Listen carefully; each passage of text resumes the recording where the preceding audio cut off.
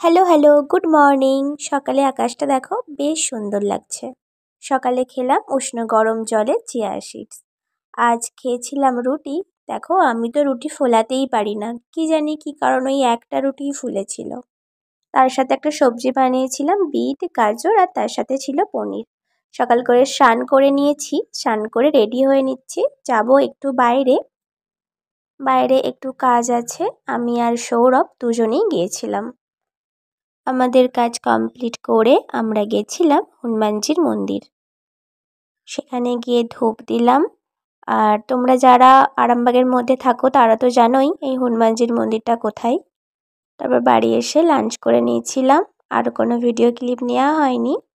বিকেলে গেছিলাম ছাদে, দেখো কি সুন্দর একফালি চাঁদ উঠেছে, আর আকাশটা ভীষণ সুন্দর লাগছে, তাই না?